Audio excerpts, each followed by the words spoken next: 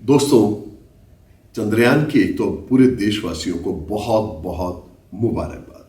किसी मुल्क के लिए एक बहुत बड़ी उपलब्धि हो सकती है कि वो 4 उन मुल्कों में शामिल होने जा रहा है जिसके पास वैज्ञानिक इतनी बड़ी उपलब्धि हो।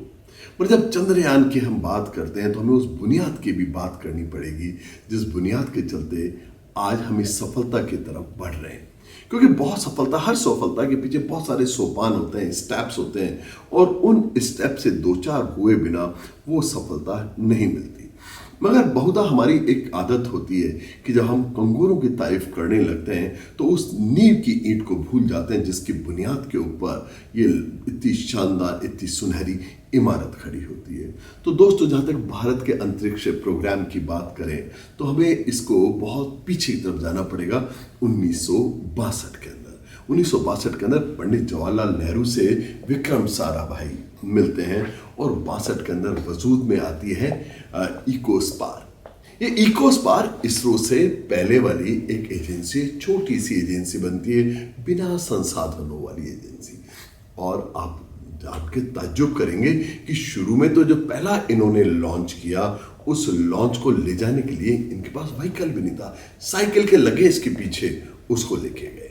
मगर ये पंडित जवाहरलाल नेहरू का विजन था कि उन्होंने ना केवल इस इकोस्पार का इनॉग्रेशन किया या उसको एस्टेब्लिश किया, साथ साथ इसके लिए इकोसिस्टम भी डेवलप किया। क्योंकि अकेली एक एजेंसी बना देने से तो कुछ नतीजा नहीं निकलेगा।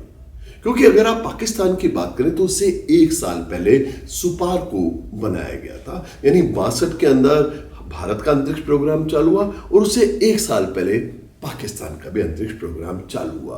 मगर वो एक इकोसिस्टम बनाने में कामयाब नहीं हुए, वो समाज के अंदर एक साइंटिफिक टेम्परामेंट बनाने में कामयाब नहीं हुए, वो समाज के अंदर एक एनालिटिकल स्किल डेवलप करने में कामयाब नहीं हुए। दूसरी ओर पंडित जवाहरलाल नेहरू ने केवल एक अंतरिक्ष योजना ही चालू नहीं की, उन्होंने साथ साथ बहुत सारे IIT जैसे सेंटर ऑफ एक्सीलेंस का भी फाउंडेशन स्टोन रखा। बहुत सारे इंजीनियरिंग कॉलेजेस आए और नतीजा निकला कि 1975 तक आते आते हमारा पहला सैटेलाइट आर्यभट्ट लॉन्च हो गया। और उसके केवल 5 साल बाद यानी 1980 के अंदर SLV एस्टेब्लिश हो गई। यानी SLV यानी सैटेलाइट लॉन्चिंग व्हीकल। तो सैटेलाइट लॉन्चिंग व्हीकल जब एक बार आप चालू कर देते हैं और उसके बाद लगातार आप ASLV, देन PSLV और लगातार फिर सैटेलाइट लॉन्चिंग हमारी कैपेबिलिटीज बढ़ती गई। मगर याद रखो कि इन सब चीज़ों के पीछे वो बुनियाद एक रिस्पॉन्सिबल है।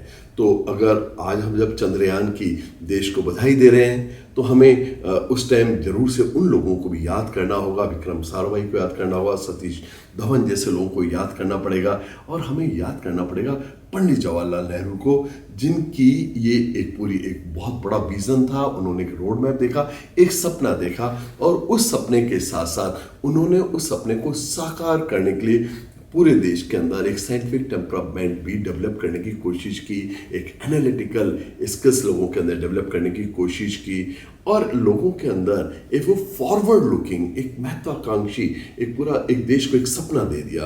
और उसी सपने का साकार होना चंद्रयान 3 की सफलता है। मैं कामना करता हूँ क्योंकि अगले बहुत सारे अभी 40-42 दिन इस विमान को अभी सफ़र करना है। ये सफ़र बहुत शानदार हो और दक्षिण ध्रुव के ऊपर हमारी सॉफ्ट लैंडिंग भी कामयाब हो, इसके लिए ईश्वर से प्रार्थना करते हैं। आप लोगों को एक बार बहुत बहुत बधाई, बहुत बहुत आप लोगों को शुभकामनाएं। धन्यवाद।